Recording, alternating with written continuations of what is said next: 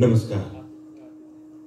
मध्य प्रदेश शासन संस्कृति विभाग अंतर्गत स्थापित मध्य प्रदेश नाट्य विद्यालय के सत्र 2020-21 के विद्यार्थियों की नाट्य प्रस्तुति वराह मिहिर के रसास्वादन के लिए रविंद्र भवन सभागार में पधारे कला रसिक दर्शकों का हार्दिक स्वागत है, अभिनंदन है। मध्य प्रदेश नाट्य विद्यालय द्वारा 10 दिवसीय भ्रमणशील कार्यशाला उज्जैन में आयोजित की गई, जिसमें विद्यालय के 10वें सत्र के विद्यार्थियों ने मध्य प्रदेश की पारंपरिक लोक सांस्कृतिक शैली माच को जाना, समझा और आत्मसात किया। इसी भ्रमणशील कार्यशाला के दौरान माच शैली में एक शोधपरक नाट्य प्रस्तुति तैयार की गई, वराह मिहिर, जिसका मंचन आपके समक्ष आज और कल यानी 7 जनवरी को भी शाम 7 बजे से रविंद्र भवन सभागार में किया जाएगा।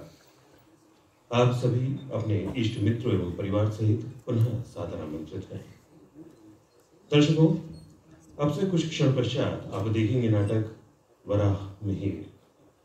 मूल आलेख डॉक्टर भगवतीलाल राजपुरोहित, नाट्यालेख सतीश दवे, संगीत निर्देशन पंडित ओम प्रकाश शर्मा, परिकल्पना एवं निर्देशन लोकेंद्र त्रिवेदी।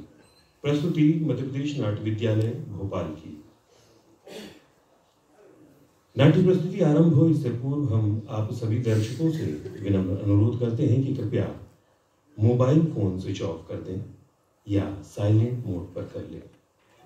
पुनः आग्रह, कृपया अपने मोबाइल फोन स्विच ऑफ कर दें या साइलेंट मोड पर कर लें। कोरोना महामारी के लिए शासन प्रशासन द्वारा दिए गए दिशा निर्देशों का पालन करें। चेहरे पर मास्क अवश्य लगाएं एवं एक दूसरे से उचित दूरी बनाकर बैठें। आप एक ही परिवार से क्यों न हो, सभागार में कृपया एक सीट छोड़कर ही बैठें, क्योंकि सावधानी में ही सुरक्षा है। वराह मिहिर उनके द्वारा विकसित गणितीय विज्ञान का गुरुकुल उज्जैन में 700 वर्षों तक अद्वितीय रहा। वराह मिहिर बचपन से ही अत्यंत मेधावी और तेजस्वी थे। पिता आदित्य दास से परंपरागत गणित एवं ज्योतिष सीखकर इन क्षेत्रों में व्यापक शोध कार्य किया। उनका मुख्य उद्देश्य गणित एवं विज्ञान को जनहित से जोड़ना था। निर्देश किए। उज्जैनी की ज्ञान परंपरा हजारों वर्षों तक सारे संसार में अग्रणी रही है। खुदाई में मिले सभ्यता के अवशेष भोजपत्रों, ताड़पत्रों पर इस वैभवशाली नगरी के साहित्य, संगीत, व्यापार, अंतरिक्ष विज्ञान, धातु व रसायन के प्रयोगों, आयुर्वेदिक औषधि विज्ञान के लाखों प्रमाण आज भी उपलब्ध हैं। मध्य प्रदेश नाट्य विद्यालय के 10वें सत्र के छात्रों के साथ मध्य प्रदेश की एकमात्र उपलब्ध लोक नाट्य शैली माच को अब से 50 से 60 वर्ष पूर्व तक लगभग 2 करोड़ लोगों के मनोरंजन का माध्यम ही रही है। पर इस शैली पर काम करने का अवसर मिला, जो कि बड़ा ही रोचक था। संयोग से इन छात्रों के साथ उज्जैन में ही 10 दिनों तक इन सांस्कृतिक विरासतों के भ्रमण, अध्ययन कर पारंपरिक माच शैली में नाट्य प्रस्तुति तैयार करना एक बड़ी चुनौती थी। तैयार नाट्य प्रस्तुति माच परंपरा के सबसे बड़े गुरु ओम प्रकाश शर्मा जी के मार्गदर्शन में श्री राजेंद्र अवस्थी जी के सहयोग से श्री भगवतीलाल राजपुरोहित जी के मूल आलेख पर श्री सतीश दवे के नाट्यालेख पर बनाई गई है। मंच पर जो कलाकार हैं, बेढब हरिसेवक, बसंती, जागृति गुप्ता, मिहिर अमन सिंह, आचार्य वराह मिहिर हर्षित शर्मा, वाकणकर दुष्यंत मिश्रा, आदित्य दास विकास जोठे, सत्यवती सुचित्रा गांगुली, आचार्य शंकु शुभम गौतम, राजा विक्रमादित्य पुरुषोत्तम शाक्य, खना पूजा मालवी, भिस्ती आयुष शर्मा, दुष्यंत मिश्रा, भरत कुमार, फरासन, पूजा मालवी, सिम्पी केतवास, नेहा रावत, सपना मिश्रा, सुचित्रा गांगुली, निशा तिवारी, अंतिमा सोनी, रामेसर आयुष शर्मा, तगत आशीष गढ़वाल, चतुर्भुज भरत कुमार, गणेश आकाश विश्वकर्मा, काकी अंतिमा सोनी, मोहिनी निशा तिवारी, कंचन पूजा मालवी, सुगंधी काका अक्षय पाठक, बुद्धादित्य साकेत साहू, ब्रह्मदेव अमर द्विवेदी, केशव दशरथ दास, इरावती सिम्पी कैथवास, शिष्य दयासागर अमर, निशा सपना अक्षय, प्लयानी अमर द्विवेदी, आमात्य दशरथ दास, प्रतिहारी साकेत साहू, हरिसेवक अमन आशीष दयासागर,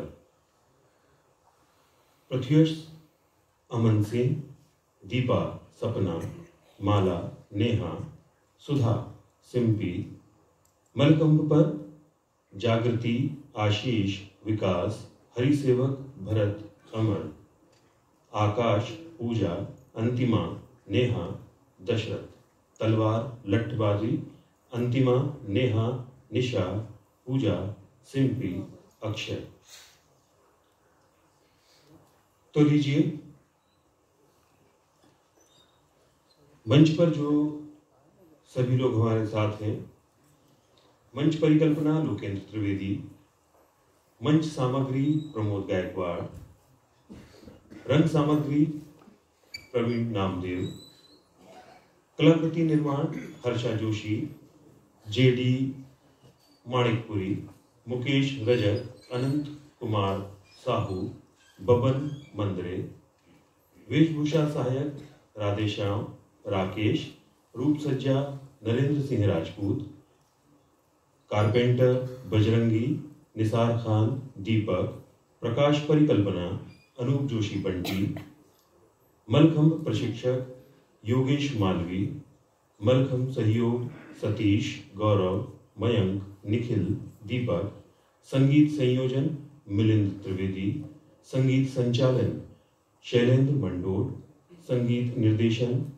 पंडित ओम प्रकाश शर्मा, संगीत सहायक मोहम्मद रहीमुद्दीन, संगीत ढोलक शक्ति नागर, सारंगी जावेद खान, मूलालेख डॉक्टर भगवतीलाल राजपुरोहित, नाट्यालेख सतीश दवे, सहनिर्देशन राजेंद्र अवस्थी, परिकल्पना एवं निर्देशन लोकेंद्र त्रिवेदी।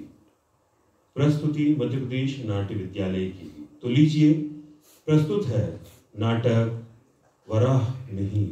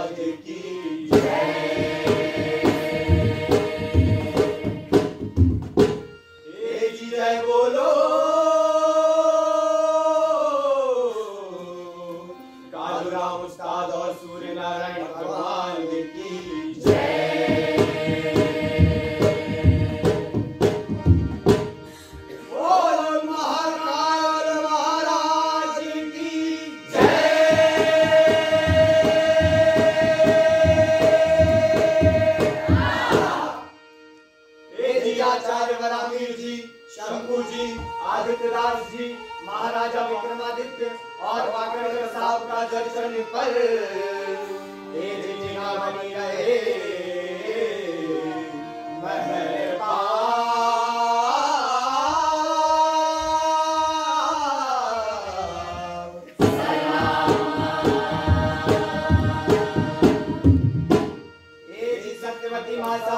हीरावती भाई साहब और खना देवी का मुजरा पर ये जी निगाह बनी रहे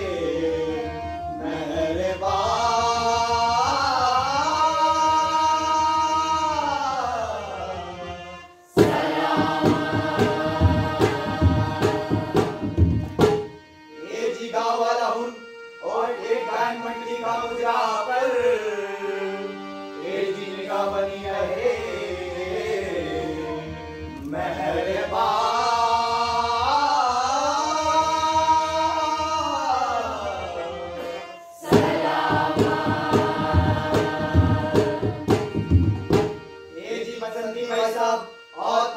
भाई साहब उनका मुजरा पर ये जी निगाह बनी रहे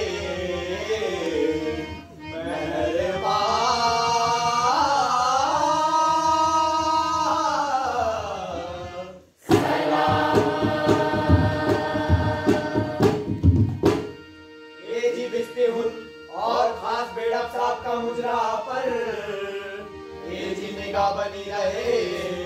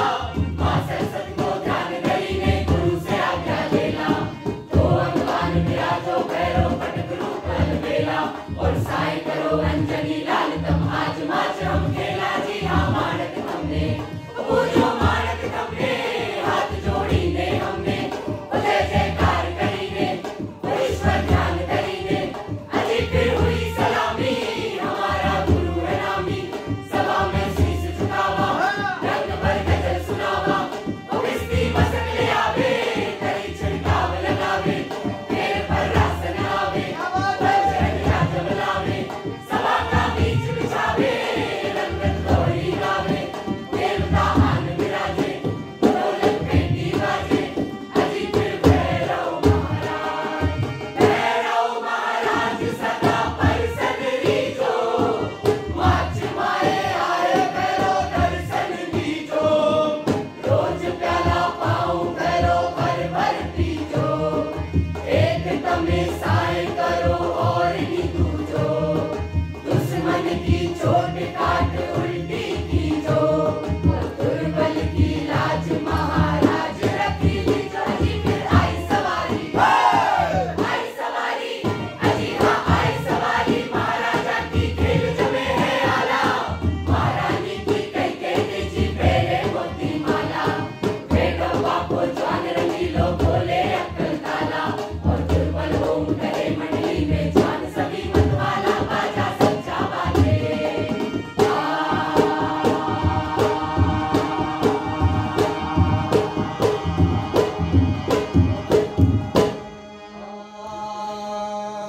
अजी बेढब नाम है मारो मैं उज्जैन नगर से आयो ढोलक चाल पलटने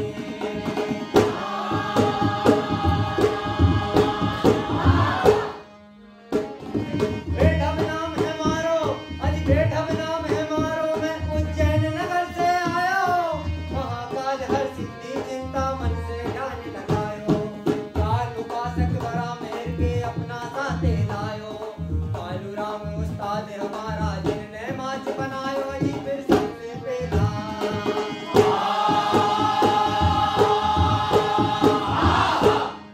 सबसे पहला अजी फिर सबसे पहला भैरवनाथ के हमने शीश झुकायो करी सलामी सबने आईने अपनो नाम बतायो किस्ती आवे पानी छीटे जो अमृत बरसायो और छाजम लई फर रासन आवे काज माच समझायो ढोलक चाल तो आप सब भला भला मना खुल के राम राम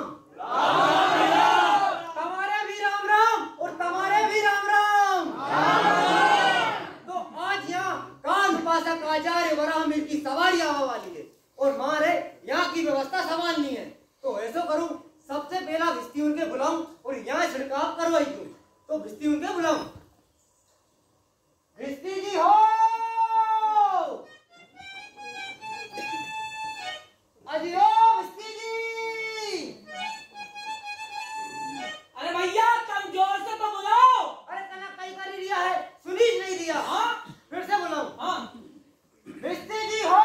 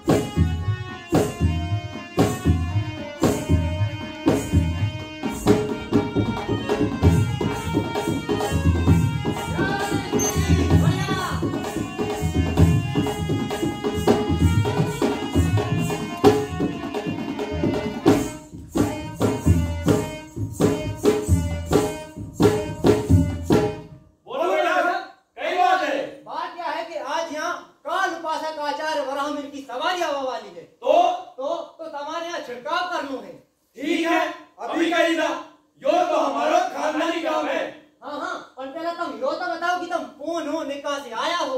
बस इतनी सी बात। लो सुनो। सुनाओ।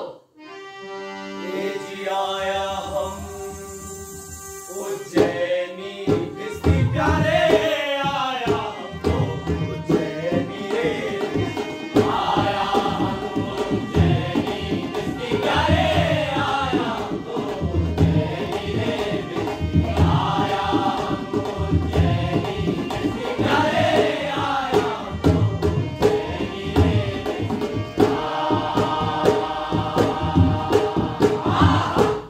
कहीं बेटा बात समझ में आई? हाँ हाँ, आई गई बात समझ में। अब तुम यो बताओ कि तुम कौन कौन सा देवी देवता उनके सुमरो हो? ठीक है, या भी सुनो। सुनाओ। जी महाकाल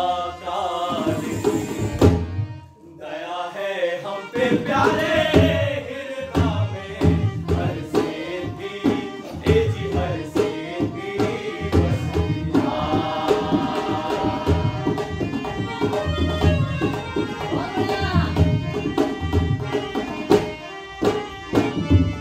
और बड़ा गणेश की बड़ी कृपा है, बड़ा गणेश की बड़ी कृपा है, सिमरा जी पर चलती कश्ती प्यारे आया हमको उज्जैनी रे आया हमको उज्जैनी किसकी प्यारे आया हमको उज्जैनी रे आया हमको उज्जैनी किसकी प्यारे आया हमको उज्जैनी रे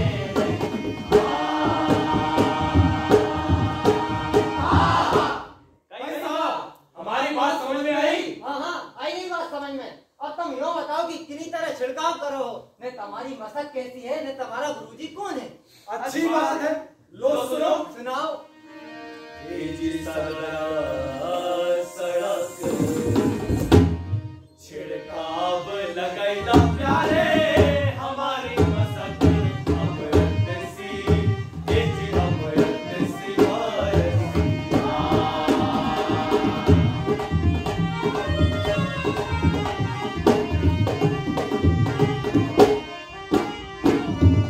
और कालू राम उस्ताद हमारा, कालू राम उस्ताद हमारा, जिनने बाजी ज्ञान की मस्ती प्यारे आया हमको उज्जैनी रे आया हमको उज्जैनी किसकी प्यारे आया हमको उज्जैनी रे आया हमको उज्जैनी किसकी प्यारे आया हमको उज्जैनी रे।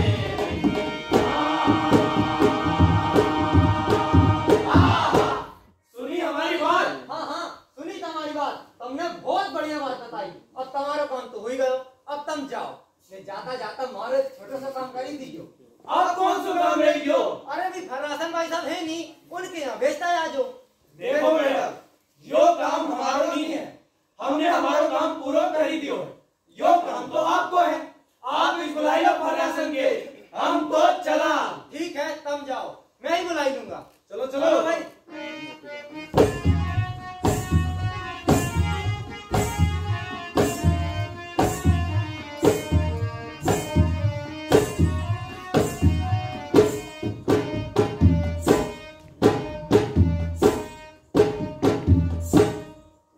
तो यो आई गयो फरासन भाई साहब उनके घर। अब फरासन भाई साहब उनके बुलाऊं। फरासन भाई साहब हो, अजियो फरासन भाई साहब। अरे बेटा भैया इन्हीं तरह तो उंदरों भी नहीं सुनेगा, थोड़ी जोर से आवाज लगी लो। अरे खाना खाना कहीं कर ही रही है, सुनी ही नहीं रही है। अरे तो थोड़ा मुंडा खोलो। ठीक है, फिर से बुलाऊं। हाँ फरासन भाई साहब हो।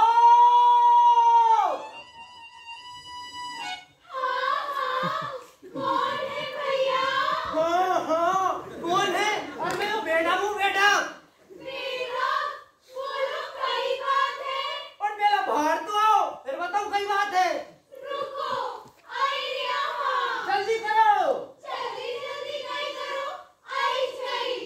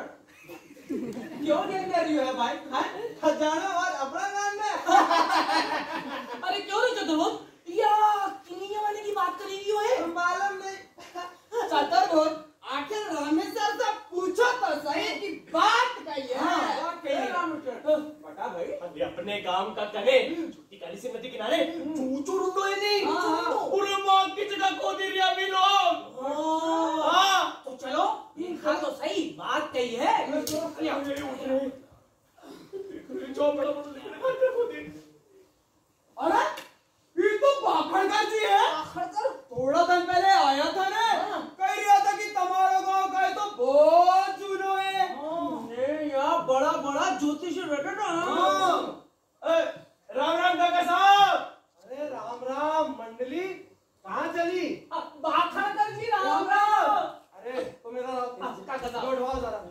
हाँ उठाओ। और सुनो, मेरा नाम वाखड़कर नहीं, विष्णु श्रीधर वाखड़कर है। वही तो काका साहब, वाकड़कर। अरे तुम्हें रख दो यार। अब काका साहब, हाँ अड़ी गांव में थोड़ी गली धन दौलत मिली कि नहीं मिली? धन दौलत हाँ। मिली है। हाँ ये देखो, ये रही धन दौलत, लो तुम भी लो।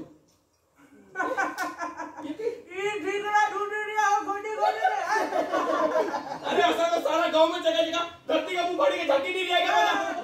अरे काका साहब, ठीकरा मेला कनी ने कई करोगे, अगर ठीकरा मेला कनी के तो हम सतोलिया अरे इन ठीकरों से पता चलता है कि तुम्हारा गांव कितना पुराना है। कितना पुरानो? नहीं कोई खासियत है हमारे गांव। हाँ आओ बैठो, तसल्ली से बताते हैं। सुना? वो सामने टीले पर जो मूर्ति है ना, बात टूटी बिगड़ी पत्थर की। काका के बता दे। बताओ। हाँ वो सूर्य नारायण की मूर्ति है। सूरज नारायण की ऐसी भयंकर मूर्त? काका साहब, सूरज नारायण तो आकाश में गोल गोल चमकी रहा है ना। अरे तो उनकी मूर्त बनाकर लोग धरती पर भी तो पूछते होंगे। क्या? देखोगे? वो मूर्ति निकालो जरा। ये देखो, देखो इस मूर्ति के कानों में कुंडल बने हैं। कोई तरह चमकी रहा है। पंका का साहब, टूटी मूर्त कोई ना पूछे। हाँ अरे पुरानी है, लेकिन जब साबुत थी तब तो लोग पूछते ही होंगे। पूछता होगा काका। हाँ ये कायथा सूर्य पूजा का केंद्र रहा है। यहाँ बहुत बड़े ज्योतिषी आचार्य वरामिहिर रहा करते थे। ये उन्हीं की सूर्य मूर्ति है। अच्छा काका, हाँ गांव को नाम काय थो और इको मतलब कई थो? कयो पहले से ही काय तो। हाँ प्राचीन समय में कायथा का नाम कपित्य नगर था। कपित्य नगर। हाँ और काका साहब, ये कितनी जमाने की बात हो? उज्जैन के राजा विक्रमादित्य के जमाने की बात। क्या पुरानी बात है? हाँ उज्जैन को राजो विक्रमादित्य। हाँ जब वो राजा थे तब यहाँ पर अंतरिक्ष विज्ञान का बहुत बड़ा विद्यालय बनाया था। यहाँ का गुरुकुल 700 साल तक वैज्ञानिक शिक्षा का प्रचार करता रहा। 700 साल? हाँ काका साहब, उनको नाम कहीं बताया आपने? वरामिहिर। और बाप को नाम? आदित्य दास। निवास काय था काका? एक काय था नहीं रे गेलिया। आदित्य नगर। राज्यवंती। हाँ, वो यहाँ सूर्य की पूजा करते थे। उनकी पूजा परंपरा की मूर्त रही है। काका साहब, वरामिहिर की वार्ता सुनाओ। हाँ, अरे भाभी तुम भी आ जाओ। अब बेटा आ जाओ। ये मूर्ति सवाल के रख लो। हाँ हाँ तो वरामिहिर के समय में कायथा का नाम कपित्य नगर था।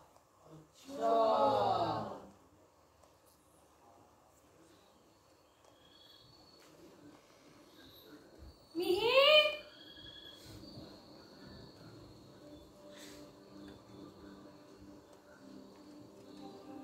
मिहिर, अब सो जाओ।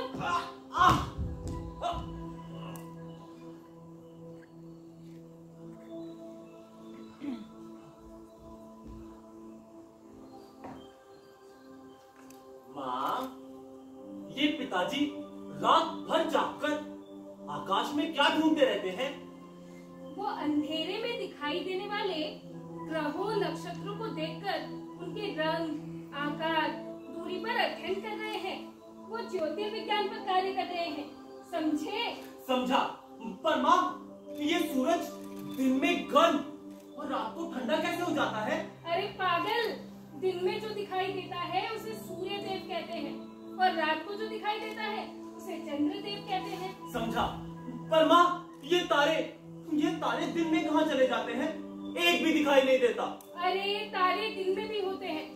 तुम्हें याद है जिस दिन सूर्य ग्रहण हुआ था और दिन में हर तरफ अंधकार हो गया था, कैसे एक एक कर सारे तारे दिखलाई देने लगे थे।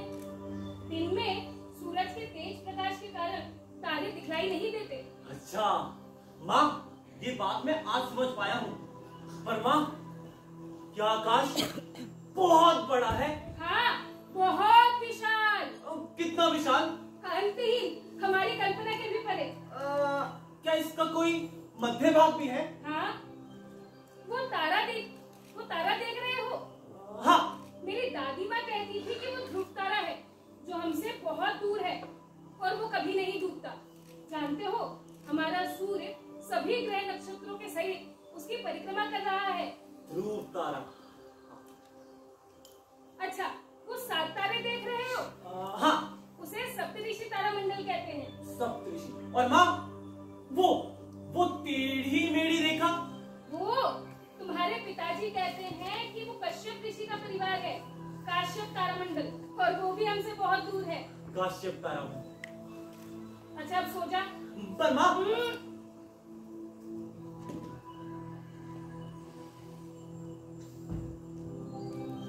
सो जा। माँ, नींद नहीं आ रही। क्या मैं पिताजी के पास जाकर तारे देखूं? अच्छा जा, परंतु चुपचाप। तुम्हारे पिताजी इस समय लघु सिंध के किनारे अपने छात्रों को तारों का अध्ययन करवा रहे हैं। अरे रास्ता ऊबड़ खाबड़ है, संभल कर जाना।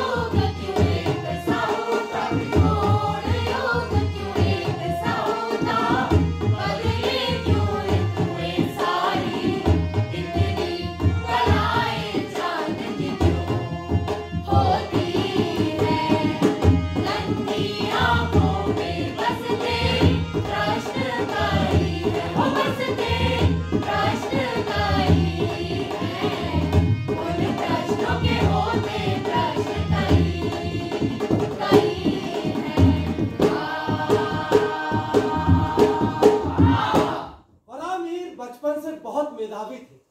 उनका मन यही सोचता रहता था कि दिन और रात कैसे होते हैं, ऋतु परिवर्तन के क्या कारण हैं, नक्षत्रों की आकृति हमेशा एक जैसी कैसे रहती है और ग्रह अपने स्थान हमेशा कैसे बदल लेते हैं।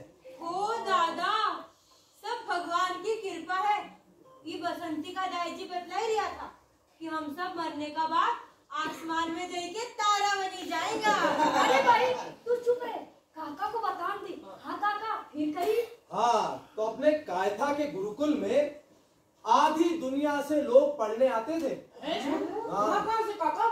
खुदाई में मिले सिक्कों से पता चलता है कि यूनान, रोम, ईरान, इराक, चीन, श्रीलंका, तिब्बत सभी देशों से लोग यहाँ पढ़ने आते थे।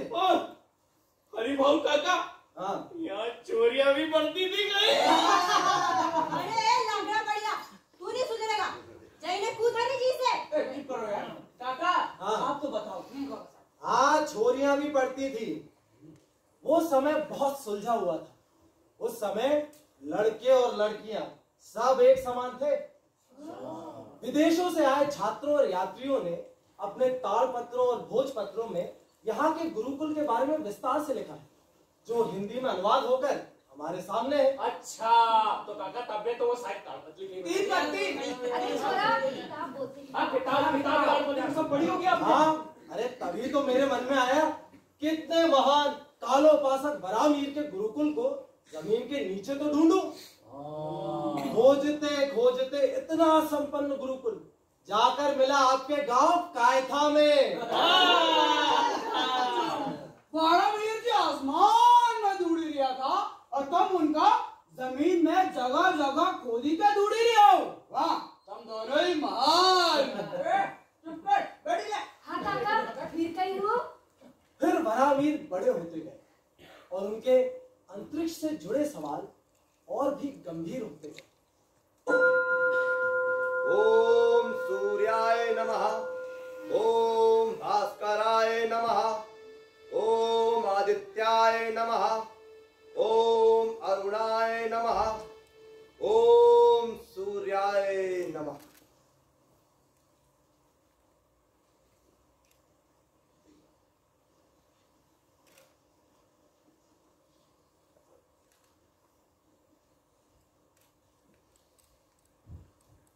ओम सूर्याय नमः।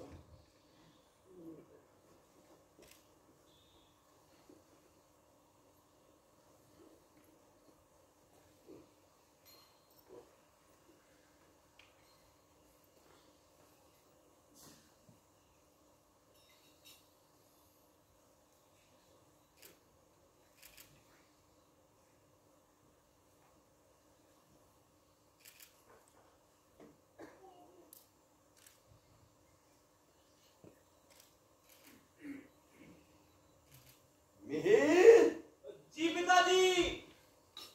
नदी में स्नान करके संध्या आराधना कर ली? कर ली पिताजी, और गायत्री का जाप भी पूर्ण हो गया। सूर्यास्त होने वाला है मिहिर, चलो चले। आया पिताजी।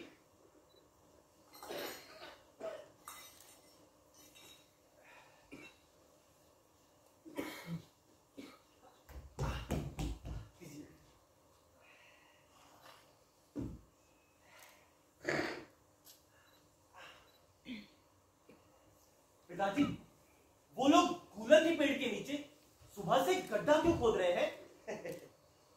गड्ढा नहीं मिहिर, वे लोग कुआं खोद रहे हैं। कूलर की भूमि के नीचे प्रचुर मात्रा में जल होता है। अच्छा, पर पिताजी वो लोग पौधे इतने दूर दूर क्यों रोप रहे हैं? 20 हाथ दूर रोपने से पेड़ पौधे फलते फूलते अच्छा है मिहिर। जी पिताजी, अस्त होता हुआ सूर्य उगते हुए सूरज से कितना अलग लगता है। अच्छा, और उगते हुए सूर्य में क्या होता है? उगता हुआ सूरज तो मानो एक सुनहरी थाली के समान है, जो अपनी ही दूरी पर गोल गोल घूमता है। और प्रकाश तो मानो उछल कर बाहर आता हो।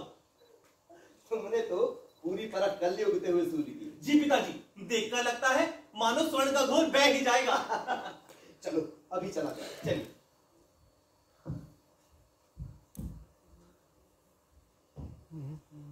पिताजी, पश्चिमी क्षितिज पर सूर्यास्त भी हो गया। हाँ मिहिर,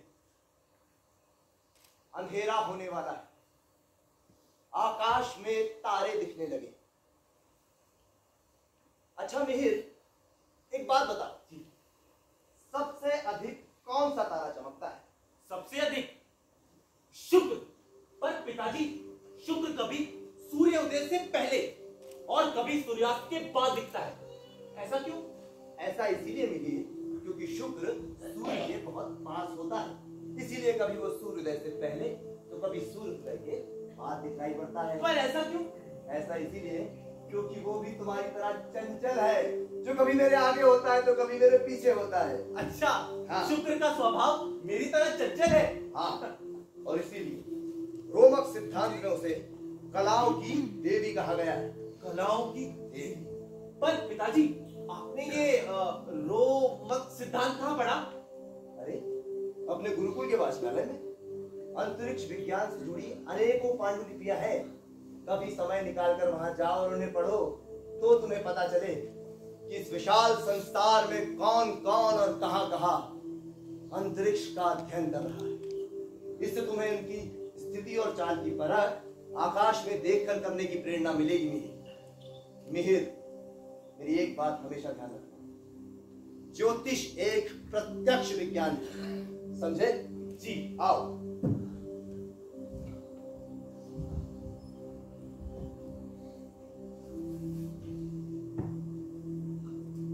वहां देखो, आकाश में हिरणी।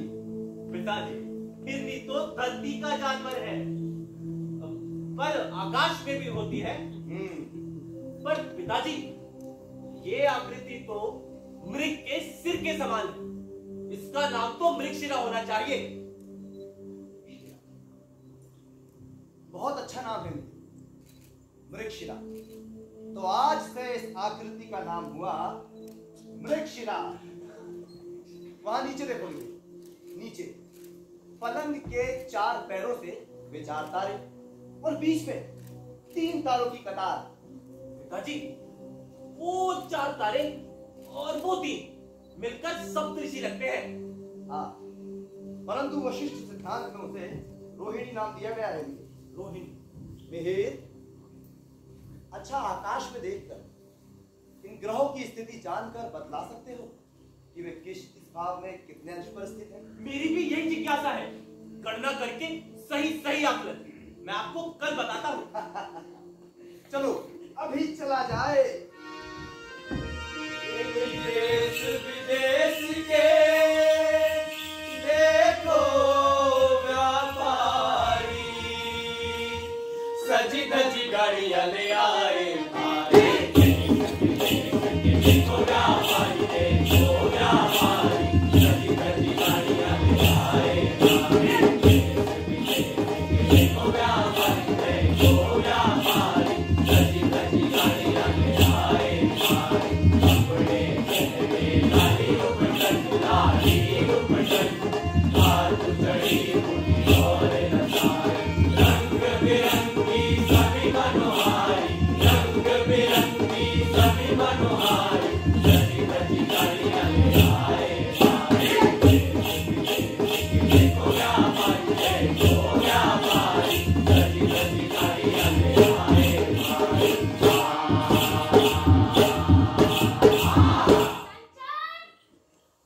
अरे कंचन! अरे कंचन, जल्दी आओ ना। क्या बात है? तुम लोगों को पता है अपने कपिल नगर के बाहर रेशम मार्ग पर गाड़ियों का तांता लग गया है। हाँ, अरे वो तो सार्थ है। सार्थ वहाँ व्यापारियों का चलता फिरता बाजार। तुम्हें पता है वहाँ पे नमक भी मिलता है और हीरे मोती भी। हीरे मोती? हाँ। अरे वो देखो। कहाँ? अरे वहाँ तो खेल तमाशे भी हो रहे हैं। अरे जादू दिखाता तो कोई नट रस्सी पर चल रहा, तरह तरह के करतब। वहाँ देखो बैलगाड़ियों पर बाजार लगने लगा। देश विदेश की अनोखी वस्तुएं, रंग बिरंगे वस्त्र, सूती कपड़े, कोसे के कपड़े, रेशमी वस्त्र, सस्ते भी और बहुमूल्य भी। वहाँ सभी प्रकार की वस्त्र वस्तुओं का क्रय विक्रय भी हो रहा है। चलो ना देखते हैं। देखने का तो कोई मूल्य ही नहीं है। लेकिन कंचन, हम कितने निश्चिंत है ना, हमें कुछ भी खोने का कोई भय ही नहीं है। चलो चले। क्या बात है सखी, निर्धनता के दोष में भी तुम्हें गुणीय दिखते हैं। कितनी सकारात्मक सोच है तुम्हारी। अच्छा, भूल गई, अभी हम कपिल नगर के गुरुकुल में विद्यार्थी हैं। अब चलो चले। चलो।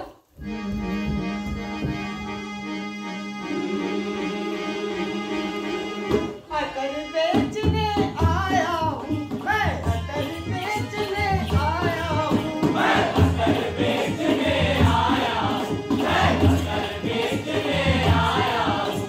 भैया बहना ले लो, भैया बहना ले लो, बढ़िया अतर में लाया हूँ मैं, अतर बेचने आया हूँ मैं, अतर बेचने आया हूँ। शाही चूड़ी गुलाब गेंदा, पहली गंध सुहानी है।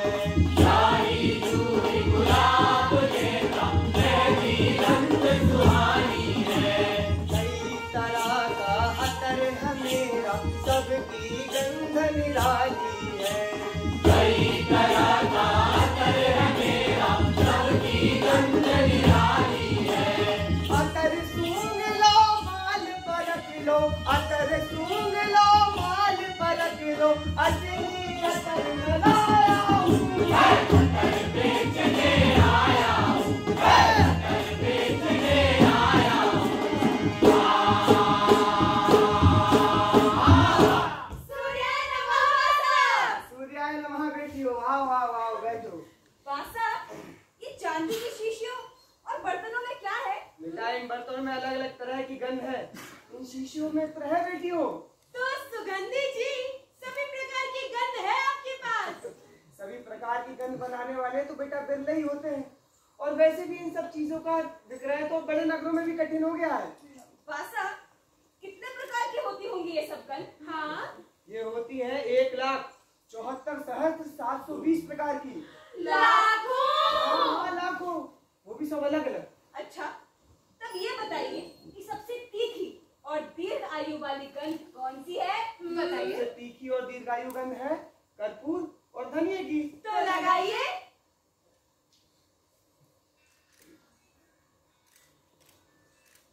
वाह, पर सुगंधी जी, ये गंध तो जानी पहचानी सी है। होगी बेटी, होगी। इनके गुण तो आज जाने हैं, पर क्यों नहीं सुधा? हाँ, हमारे गुरुकुल में तो ये सब बनाने की विधि बहुत पहले सिखाई जा चुकी है। क्या कहा तुमने? गुरुकुल। तो तुम इस गुरुकुल की शिष्या हो? हाँ। अरे मेरा मालिक तो वहीं से इत्र लाकर पूरे संसार में बेचता है। बगल में छोरा और गांव में ढिंडोरा। मूर्ख बनाती हो लड़कियों, भागो यहाँ से। अरे सुनो सुनो, गुरुकुल में सामूहिक सूर्य नमस्कार का समय हो गया है, शीघ्र चलो।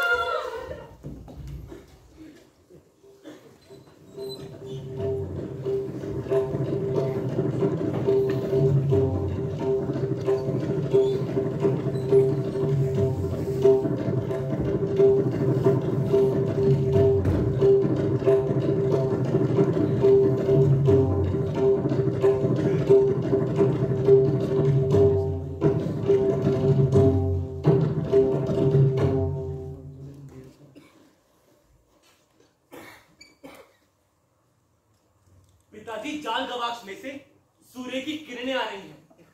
इस प्रकाश धारा में कितने सारे छोटे छोटे कण उड़ रहे हैं।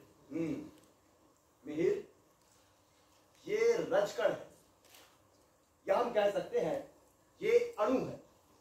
इस तरवाय में दिखलाई देते हैं मिहिर, धूप में भी नहीं दिखते। संसार का सबसे छोटा कण अणु।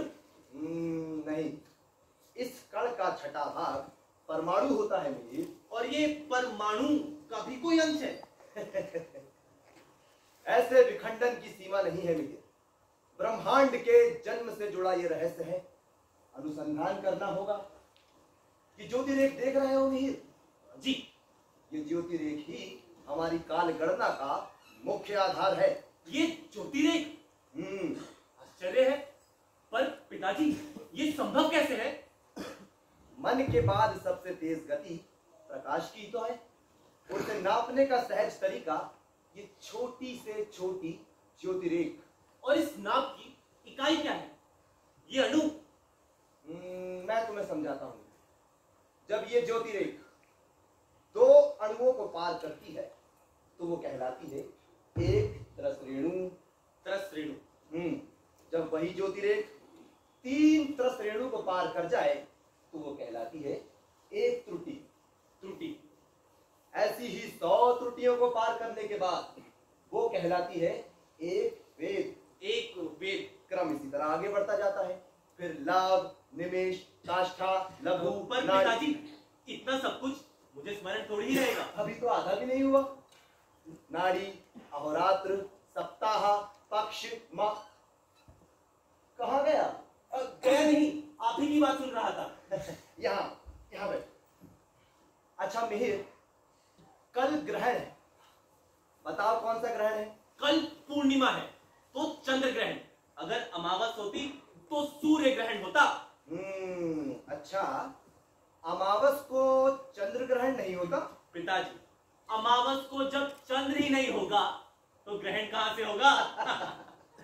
अच्छा ये बताओ कि कल के ग्रहण की विशेष बात क्या है? कल के पिताजी, कल ग्रहण को देखकर और उसका सही सही आकलन करके मैं आपको कल ही बताता हूँ। कल बताते हो? जी। चलो अभी चलते हैं। चलिए। संध्या आराधना का प्रबंध करते हैं। ये जी पहले था जो बालक छोटा, मिहिर अब बड़ा हुआ, अजी वो मिहिर अब बड़ा हुआ, अजी वो मिहिर अब बड़ा हुआ, अजी पहले था जो बालक छोटा।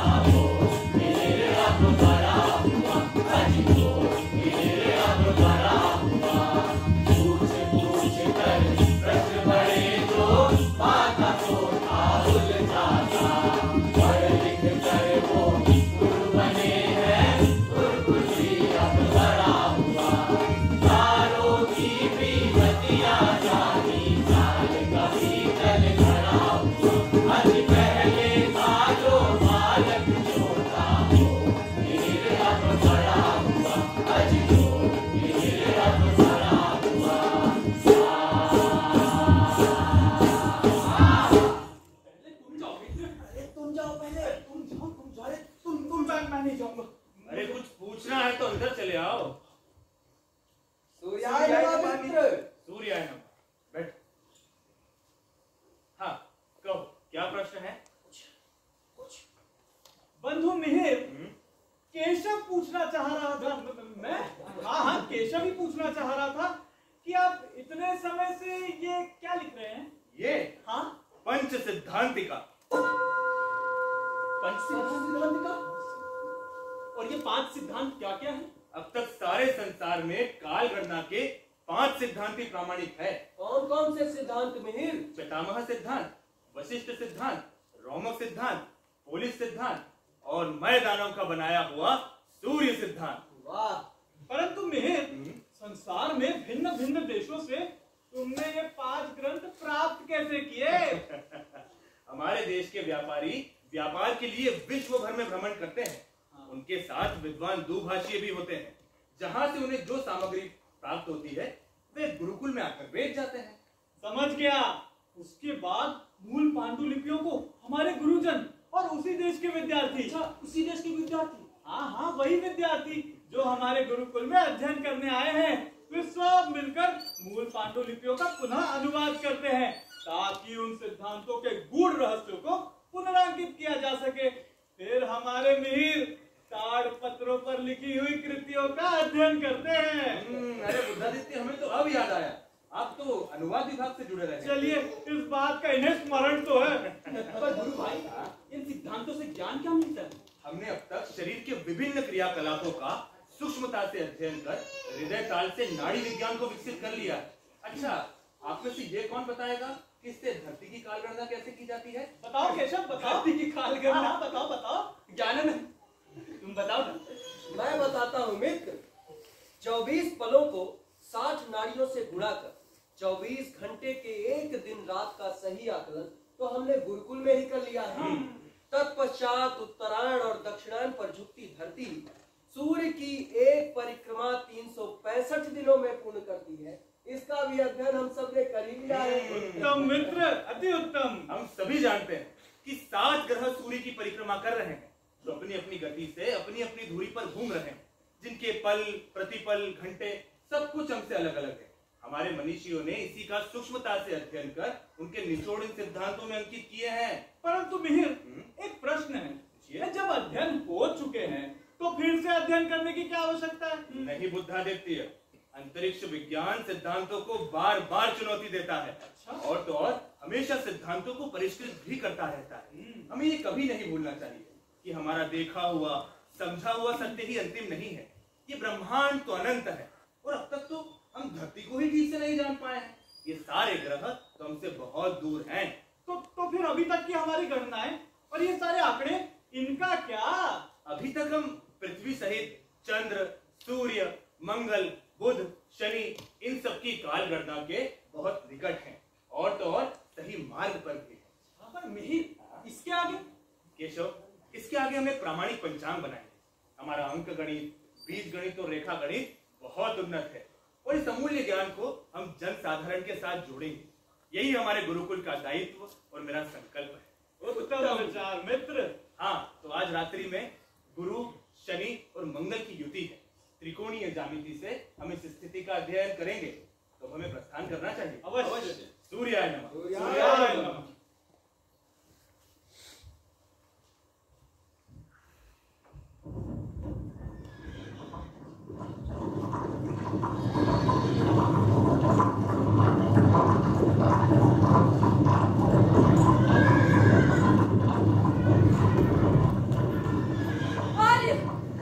हमारी सेना इतनी शीघ्रता से कहाँ जा रही है?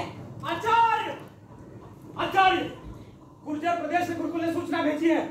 शकुन वो आक्रमण कर गया है आचार्य। वे लुटेरे सेना से लड़ने की अपेक्षा गांव-गांव में हमला कर रहे हैं आचार्य। ठीक, सेना की अपेक्षा साधारण जनों पर आक्रमण, कायरता है ये। निशंक हूँ ब्रह्मदेव, ऐसे लोभ यदि आक्रमणों की प्रतिरक्षा का एक ही उपाय है। क्या उपाय है आचार्य? जन जन में जागृति। कैसे करेंगे आर्य? कहाँ वे क्रूर आक्रांता और कहाँ हमारे भीरू ग्रामवासी। महाराज विक्रमादित्य! जयवंत हो, जयवंत हो। महाराज विक्रमादित्य! जयवंत हो, जयवंत हो। महाराज विक्रमादित्य!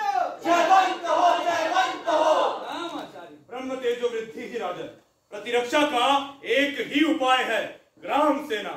गांव-गांव में ग्राम सेना, बहुत उत्तम विचार है आचार्य। सम्राट, क्या ये षष्ठी देश के वही दुर्दांत शक हैं जिनका पूर्व में राज्यसभा में अनुभव किया जा चुका है? आपका अनुमान सत्य है। उन्हीं सृष्टियों में से ये लुटेरे शक हैं। ये सीधे आक्रमण नहीं करते, ये बिखर कर गांव के सीधे साधे किसानों पर आक्रमण करते हैं। इसलिए आपकी ग्राम सेना की योजना बहुत उत्तम है। तब गुरुकुल के शस्त्र विद्या में प्रवीण शिष्य ग्राम ग्राम में जाकर युवकों को प्रशिक्षित करेंगे, उनमें आत्मविश्वास जगाएंगे। स्मरण रहे, किसी भी राज्य की रक्षा का दायित्व मात्र वहां के राजा पर नहीं हो सकता, वरन वहां के सभी युवकों को जागरूक रहना आवश्यक है। राष्ट्र के प्रति निष्ठा ही हमारी बाहरी और आंतरिक आक्रमणों से रक्षा कर सकती है। मुझे विश्वास है कि ग्राम सेना के साथ शकों को उनके मूल देश तक खदेड़ देंगे। यदि युवराज के इतने सशक्त विचार हैं तो विजय अवश्यंभावी है। हमारा समूचा गुरुकुल इस विजय अभियान में प्रवृत्त होगा सम्राट। तो आइए आइए हम सभी संकल्प लें और इस विजय अभियान में बढ़ चलें। हिमाद्रितुंग श्रृंग सिंह प्रबुद्ध शुद्ध भारती, स्वयं प्रभा समुज्ज्वला स्वतंत्रता पुकारती। हिमाद्रितुंग श्रृंग सिंह प्रबुद्ध शुद्ध भारती, स्वयं प्रभा समुज्ज्वला स्वतंत्रता पुकारती। अमर्त्य वीर पुत्र हो, दृढ़ प्रतिज्ञ सोच लो, प्रशस्त पुण्य पंथ है, बढ़े चलो बढ़े चलो बढ़े चलो। अमर्त्य वीर पुत्र हो, दृढ़ प्रतिज्ञ सोच लो, प्रशस्त पुण्य पंथ है, बढ़े चलो बढ़े चलो बढ़े चलो। हिमाद्रितुंग श्रृंग से प्रबुद्ध शुद्ध भारती, स्वयं प्रभा समुज्ज्वला स्वतंत्रता पुकारती। असंख्य कीर्ति रश्मियां विकीर्ण दिव्यदासी, सबूत मातृभूमि के रुको न शूर साहसी। असंख्य कीर्ति रश्मियां विकीर्ण दिव्यदासी, सबूत मातृभूमि के रुको न शूर साहसी।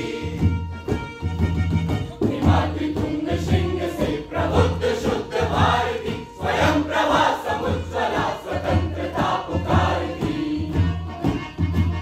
मराठी सैन्य सिंधु में सुवाड़ वागी से चलो, प्रवीर हो जही बनो, बढ़े चलो बढ़े चलो बढ़े चलो। मराठी सैन्य सिंधु में सुवाड़ वागी से चलो, प्रवीर हो जही बनो, बढ़े चलो बढ़े चलो बढ़े चलो। हिमाद्रितुंग श्रृंग से प्रबुद्ध शुद्ध भारती, भारती भारती स्वयं प्रभा समुज्ज्वला स्वतंत्रता पुकारती। भारती भारती।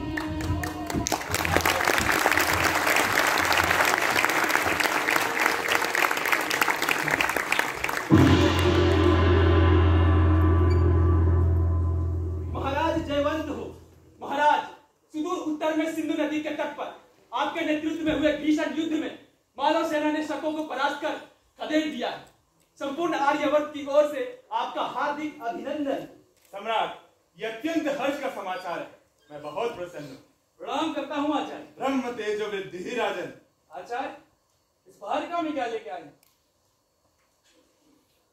पंच सिद्धांतिका अंतरिक्ष विज्ञान की नई पांडुलिपि। आपने इसमें कौन से 5 सिद्धांतों को शामिल किया है? पॉलिस सिद्धांत, रोमक सिद्धांत, पितामह सिद्धांत, वशिष्ठ सिद्धांत और सूर्य सिद्धांत। लगभग सभी प्रामाणिक सिद्धांत इसमें शामिल किए गए हैं। वाह, देश विदेश के सिद्धांतों का समन्वय, पूर्णता तभी आती। ये प्लाइनी रोम के व्यापारी और आप आचार्य बरावी ज्योतिष रत्न ही नहीं, इस राज्य सभा के भी रत्न हैं। आचार्य के बारे में हमने भी बहुत सुना है। आचार्य, आपके खगोलीय और गणितीय सिद्धांत के प्रचार प्रसार के कारण हमारे व्यापार में बहुत वृद्धि हुई। हम आपके सदा आभारी रहेंगे। ये तो हम पर गुरुओं का आशीर्वाद है। आकाश के नक्षत्र ग्रह के प्रत्यक्ष ज्ञान द्वारा भूमंडल और आकाश की गतिविधि जानने का विज्ञान है ज्योतिष।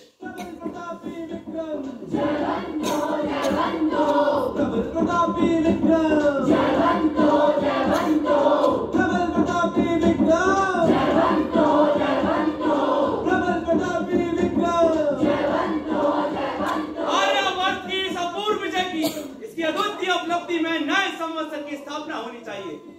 आचार्य जी, शुभ मुहूर्त करें। अमावस्या की काली होली से 16 दिन बाद चैत्र शुक्ल प्रतिपदा की तिथि से, जब वसंत ऋतु में प्रकृति पल्लवित हो रही हो, हमारा नव वर्ष आरंभ हो।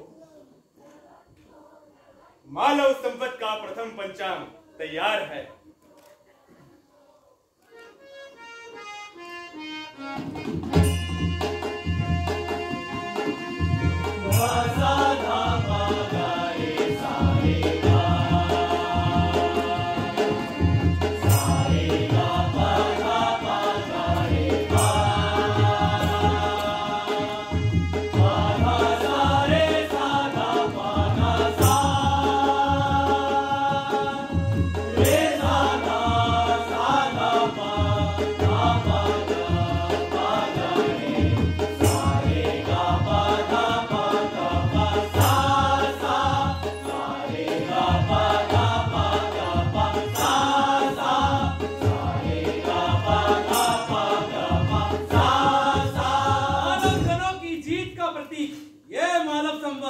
चैत्र शुक्ल की प्रतिपदा से आरंभ होगा। मुद्राएं ढाली जाएं, 16 दिनों तक रंग गुलाल शस्त्र प्रदर्शन एवं उल्लास के साथ वसंत उत्सव मनाया जाए।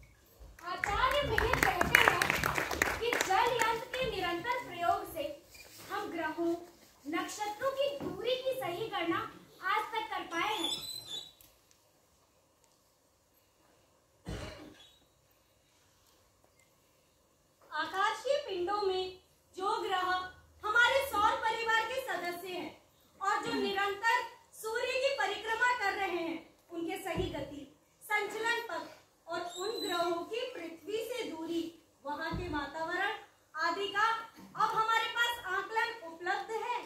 आचार्य मेहर ने बतलाया है कि चंद्र पृथ्वी का उपग्रह है और चंद्र की भीतरी सतह में प्रचुर मात्रा में जल भरा है। पृथ्वी अपनी धुरी पर दाएं से बाएं झुकती है और पृथ्वी का अक्षीय झुकाव 23.44 अंश है। ये ठीक एक वर्ष में वही पहुंच जाती है जहां से हमने इसकी गणना करना आरंभ किया था। इसे ही हम सौर वर्ष कहते हैं। और सौर वर्ष को सूक्ष्मता से समझने का विज्ञान भी आचार्य मेहर ने बतलाया है। 24 पलों की एक नाड़ी, 24 पलों की एक नाड़ी, 7 नाड़ियों का एक दिन, 7 नाड़ियों का एक दिन, 7 दिनों का एक सप्ताह, 7 दिनों का एक सप्ताह, 4 सप्ताह का एक माह, 4 सप्ताह का एक माह, 2 माहों की एक ऋतु, 2 माहों की एक ऋतु, 6 ऋतुओं का एक वर्ष, 6 ऋतुओं का एक वर्ष और 100 वर्षों की एक सदी। और 100 वर्षों की एक सदी। अब समझ गई? हाँ। लेकिन मुझे तो समझ में नहीं आया, गुरुजी ये टक टक टक क्यों करवाते हैं? अरे क्यों? हृदय ताल से काल की गणना के लिए। अच्छा, अब समझा। चलो मोहिनी, तुम अपनी गणना का कार्य शीघ्र ही पूर्ण कर लो। आचार्य मेहर ने इस तांबे के घड़े पर निश्चित क्रम पर निशान बना पल प्रतिपल घंटों का कैसा बेजोड़ संयोजन कर दिया है। मानवीय सभ्यता के इतिहास में आचार्य मेहर ने हमारे इस गुरुकुल को काल गणना का विश्व गुरु बना दिया है। सच कहा सखियों, संसार इस बात पर गर्व करेगा कि हमने करोड़ों सालों बाद पृथ्वी पर समय की सही और सटीक गणना कर एक अनुकरणीय वैज्ञानिक उदाहरण प्रस्तुत किया। कंचन, क्या तुम्हें पता है, पहले बूंद बूंद की गणना मनकों से की जाती थी। इसमें कितने ध्यान की आवश्यकता होती होगी ना? तो गुरुकुल का तो मतलब ही है कड़े अनुशासन से दी गई अमूल्य शिक्षा। हाँ, ब्रह्म मुहूर्त में उठकर स्नान करके वेद पाठ करना, शस्त्र शिक्षा करना, संगीत सीखना, जंगल से सूखी लकड़ियां इकट्ठा करना, खेती किसानी में मदद करना और देर रात तक अंतरिक्ष गणना सीखना, ये गुरुकुल के कड़े अनुशासन से ही संभव है। अरे सुनो सुनो, आज उज्जैनी से आचार्य शंकु बना रहे हैं। आचार्य शंकु। और हमारे आचार्य मेहर सहित सबको एक यंत्र जिसके द्वारा सूर्य के दिगंश और उन्नतांश होने का ज्ञान होता है बतलाएंगे। अच्छा। हाँ, तो चलो हम सब उस यंत्र को रथ से उतारने में मदद करें। आचार्य शंकु, आपने हमेशा गुरुकुल के लिए अतिथि संकाय के रूप में हमारे आवेदन को प्राथमिकता दी है। हम सदैव आपके आभारी रहेंगे। आचार्य मेहर, हमारे संचित ज्ञान पर प्रथम अधिकार सदैव गुरुकुल के विद्यार्थियों का, बल्कि इन जिज्ञासु साधकों के बीच बार बार आकर हमें अपने उत्तरदायित्व का मूल्य बोध होता है। ये मेरा ही नहीं, अवंती राज्य का, बल्कि यूं कहूं कि संपूर्ण आर्यावर्त के लिए ये गौरव की बात है। आचार्य, हम आपके इस आमंत्रण के लिए हृदय से आभारी हैं।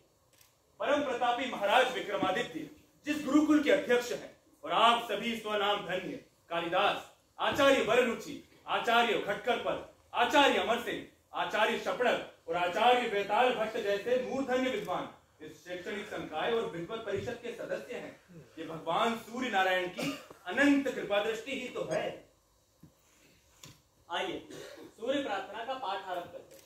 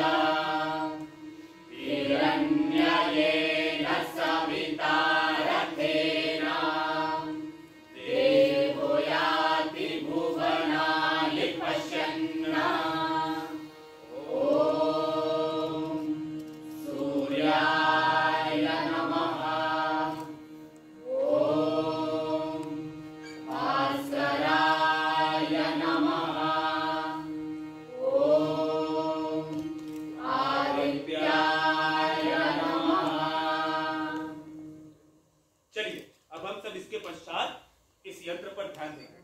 आइए आचार्य। तो जैसा कि आप सब जानते हैं कि आचार्य मिहिर ने अपने प्रयोगों से धरती के मध्य स्थित किसी अदृश्य शक्ति की खोज की। धरती अपनी धुरी पर कभी उत्तर तो कभी दक्षिण की ओर 23.44 अंश तक झुकती है, जिससे हमारी धरती पर ऋतुएं बदलती हैं। अब आप में से ये कौन बतलाएगा कि ऋतुएं कितनी होती हैं? आप बताइए। आचार्य 6 ऋतुएं होती हैं।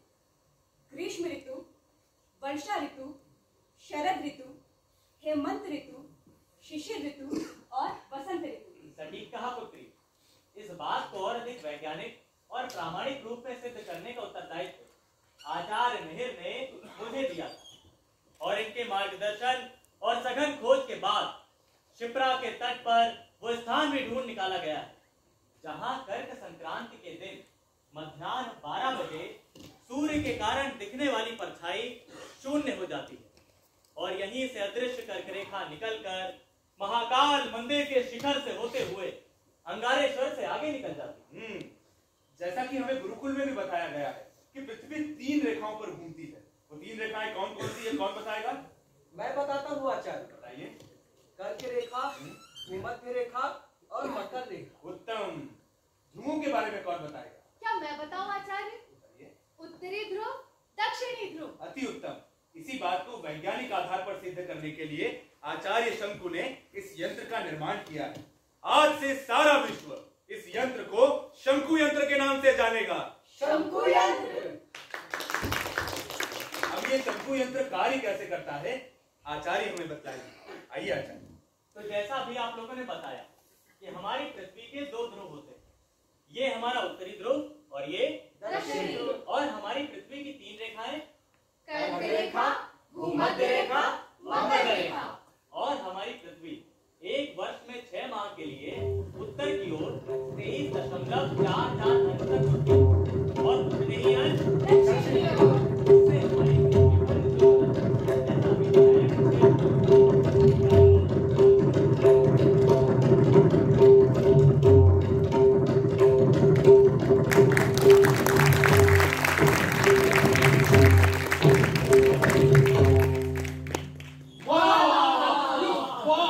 जैसा अभी तो बिल्कुल मालूम नहीं तो क्या अत्ता सा गांव में उतना बड़ा बड़ा लोग आके रहता था। आज सुनी रिया तो कितना अच्छो लगी रियो है। और काका साहब और कई कई चीजें बनती थी अड़ी गांव में। पूरे संसार में कपित्थ नगर की प्रसिद्धि फैल गई थी। हाँ, आचार्य बरामीर के गुरुकुल के बने इत्र, वस्त्र, मसाले, ग्रंथ, औषधियां देश विदेश में बेचे जाते थे। अभी आप कहीं नहीं मिले। रात बरात के अगर कोई चीज की जरूरत पड़े तो उज्जैन जाना पड़े। वैसे गुरुकुल भी नहीं रियो। हाँ, गुरु हो तो गुरुकुल होए नहीं। अरे यही तो हमारी कमजोरी है। हमने अपने देश के ज्ञान पर ध्यान ही नहीं दिया और विदेशी ज्ञान की जी हुजूरी करने में लगे रहे। वही काका साहब वो के थे कि नहीं यार, वो के घर का जोगी जोगड़ा मैं आन गांव का सिद्ध। लेकिन अब हमें बदलना चाहिए। कम से कम हमारे प्राचीन गुरु और ज्ञानियों का सम्मान तो करना ही चाहिए। काका साहब, हम ठेरिया गांव का ढोल, हमारे क्या मालूम कि बड़ा बड़ा शेर मार कहीं उठा पटक हुई जाए है। अरे चतर, ज्यादा अपनी चतुराई मत दिखाओ, मुंह बंद करके बैठे रहे। हाँ काका साहब, अब हम पूरा ध्यान रखांगा। कपित्थ नगर की बात सबके बतावांगा। हाँ, मैं भी अब वराय मिहिर जी महाराज के बारे में सबके बताऊंगा। सही बात है काकी, मैं भी ध्यान रखूंगा। मैं भी अपने गांव के बारे में बाहर जाके बताऊंगा नहीं। क्या बताओगे? आप बताएंगे कि वो बहुत ही बड़ा था। कई बड़ा था, कई बड़ा था ना? बड़ा था और कई था। कई बड़ा था है? बड़ा था और कई था। कई बड़ा है कि खा खा के तेरा पेट बड़ा है। काका साहब, आप बताओ। हाँ, एक महान ज्योतिषी, अंतरिक्ष वैज्ञानिक, पर्यावरणविद, रसायन शास्त्री, गणितज्ञ और महान गुरु थे। हाँ, याद रखजो, ने भूली मत जाजो।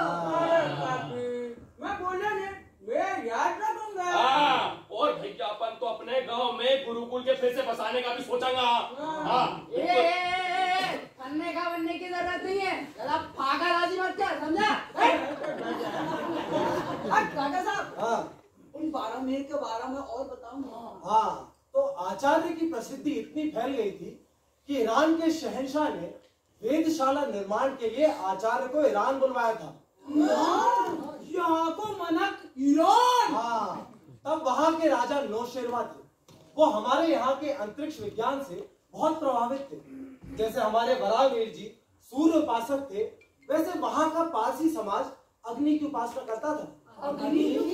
हाँ, उनके देवता जोरेस्टर थे, जैसे हमारे सूर्य नारायण भगवान हैं।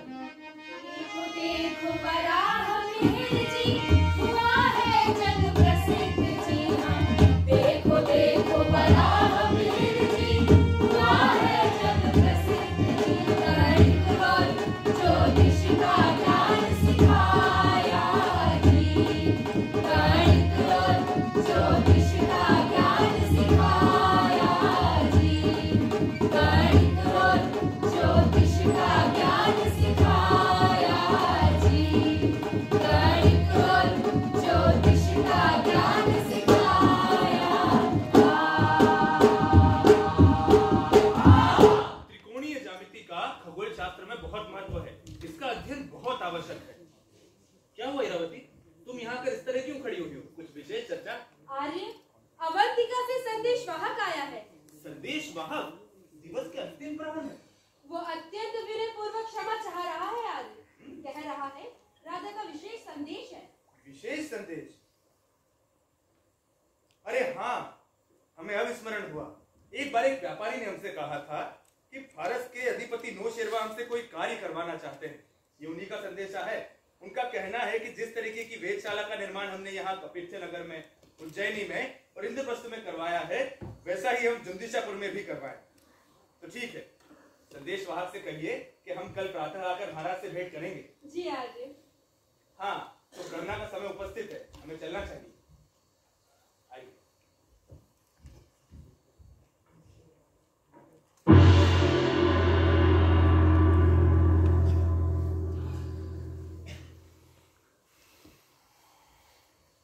महाराज जयवंत हो। आचार्य वराहमिहिर जी पधारे हैं। मैं सम्मान सहित अंदर लेकर आ रहे हैं। आचार्य जी पधारे। आइए आचार्य, आप ही की प्रतीक्षा कर रहे थे। प्रणाम करता हूं। ब्रह्म तेजो वृद्धि। आचार्य, एक अत्यंत महत्वपूर्ण कार्य के लिए आपसे चर्चा करनी है। अवश्य करें। हमारा विचार है कि एक लौह स्तंभ किसी धर्म शिखर पर स्थापित किया जाए। और हमने सुना है कि आपने अपने गुरुकुल में एक अद्भुत धातु का आविष्कार किया है, जिससे लोहे में शरण नहीं होता। सेना की तलवारें इसी विशिष्ट धातु से बनवाई जा रही है और उसका उद्देश्य यही है कि वे दीर्घ काल तक सुरक्षित रह सके। और इन्हीं विशिष्ट प्रयासों से हमने एक लौह स्तंभ का निर्माण भी किया है। आपके प्रयास सदैव अच्छे ही परिणाम देते हैं। अरावली के इस रमणीय स्थल पर, इंद्रप्रस्थ की भूमि पर हम इस लौह स्तंभ की स्थापना चाहते हैं। इसके लिए आप पधारिए महाराज।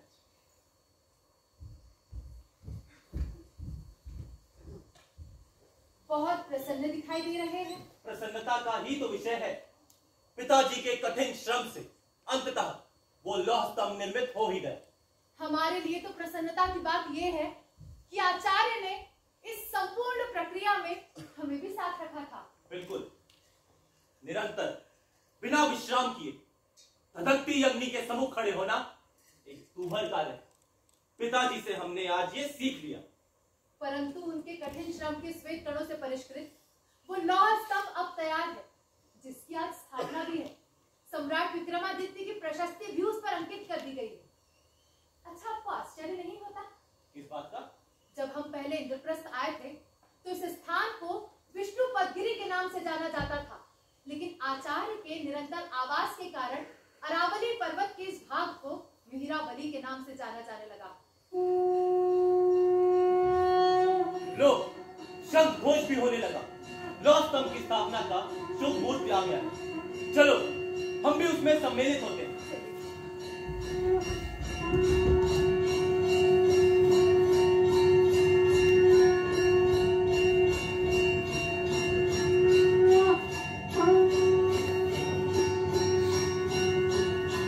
अखिल कोटि ब्रह्मांडाधीश राजन पद राजा महाराजा धिराज महाकालेश्वर भगवान की अनादि कालेश्वर महाराज की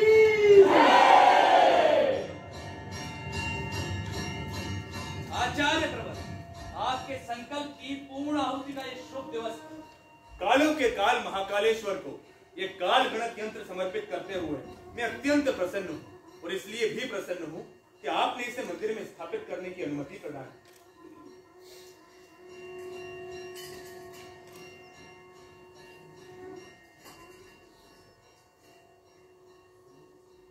आपने अंतरिक्ष ज्योतिष में फलित ज्योतिष को जोड़कर सर्व सामान्य में इसके प्रति रुचि जागृत करा दी है। आपने उत्तर वाहिनी क्षिप्रा के तट पर 27 तीर्थों का निर्माण कराकर 27 नक्षत्रों के ज्ञान को जन जन तक पहुंचा दिया। सूर्य मंदिर पर 52 कुंड, वर्ष के 52 सप्ताहों के प्रतीक, और कर्क राजेश्वर मंदिर कर्क रेखा का स्थान विज्ञान को जन जन तक पहुंचाने का यह अत्यंत अनुकरणीय कार्य है आपका। एक जिज्ञासा है आचार्य, आपने शिवलिंग पर त्रिपुंड और नागयंत्र तथा शिखर पर स्वर्ण कलश और ध्वज का आग्रह किया था, इसका कोई विशेष प्रयोजन? अमात्य, विज्ञान मात्र सिद्धांतों के रचे जाने से सिद्ध नहीं होता जब तक कि वो जन साधारण में प्रचलित न हो जाए। और मेरा ऐसा विश्वास है कि इन अंतरिक्षीय प्रमाणों को यदि जन साधारण की स्मृति से जोड़ दिया जाए तो वर्ष भर में धरती पर होने वाले ऋतु परिवर्तनों को उनके जीवन का हिस्सा बनाया जा सकता है। और भगवान महाकाल के मस्तक पर ये त्रिपुंड, कर्क, भूमध्य और मकर रेखा के रूप में अंकित किए गए और बीच का ये गोलाकार चिन्ह वर्ष भर में होने वाले ऋतु परिवर्तनों का अनुभव देता है। आचार्य ने 16 तिथियों को 16 जलाशय बनाकर जन सामान्य के मन में 16 तिथियों का विज्ञान स्थापित कर दिया। वहीं महाकालेश्वर मंदिर के प्रांगण में 12 माहों के 12 ज्योतिर्लिंगों की स्थापना भी स्मरण के इसी विज्ञान का बोध करा दी। जीवन मरण की हृदय ताल जो धक धक कर रही है, जल घट यंत्र की बूंद बूंद में उसे परिवर्तित कर हमने हमारा काल गणना विज्ञान विकसित किया है, जिससे हमने दिन, महीने, वर्षों की गणना कर भगवान महाकाल को आराध्य रूप में स्थापित किया है। अंत में विश्व की सारी गणनाएं भगवान महाकाल में समा जाएंगी और भगवान महाकाल के ऊपर ये पंचनाग, पंच महाभूत हैं जो धरती पर जीवन को निरूपित करते हैं। अमात्य, शिखर पर ध्वज हर समय वायु की दिशा का सूचक है, जिससे व्यापारी और यात्रियों को अपने मार्ग तक पहुंचने में सहायता हो सके। अमात्य, स्वर्ण और तांबे के मिश्रण से बना शिखर आकाशीय विद्युत से मंदिर की रक्षा करता है। अंतरिक्ष विज्ञान एक अथाह सागर है, कोई भी इसे आसानी से पार नहीं कर सकता, पर मेरी रचनाएं एक सुरक्षित नाव है, जो कोई भी इन्हें पढ़ेगा वो उसे उस पार ले जाएंगे। आज के इस विशिष्ट दिवस पर मैं अपने पुत्र पृथु यशस और अपने पुत्र वधु खना को भारत भेज रहा हूँ। महाराज, आपसे अनुरोध है कि आप इन्हें राजकीय पत्र और अपना आशीर्वाद प्रदान करें। अवश्य। अमात्य, गुरु पुत्र पृथ्वी की यात्रा के लिए पूर्ण व्यवस्थाएं कीजिए, जैसी आपकी आज्ञा।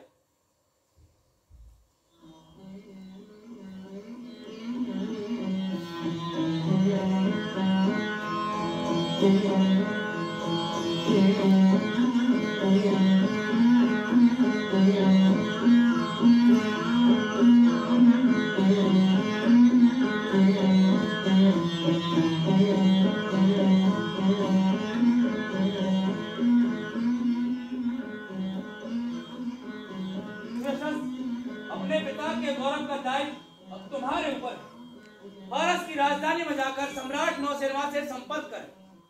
वहां कालगणना के लिए जुंदशापुर में कालगणना के लिए एक वेधशाला और औषधालय का निर्माण करवाएं। आचार्य मिहिर के ज्ञान ध्वज को दिग दिगंत तक विस्तारित करने के लक्ष्य के लिए प्रस्थान करें। अश्व और सेना तैयार है। आइए, मैं आपका पथ प्रदर्शित करता हूं। आप सबके आशीर्वाद, मां के स्नेह, पिता वराह मिहिर और अवंतिका की धरती के यश को दुनिया भर में स्थापित करने का हम संकल्प करते हैं। चलो खना।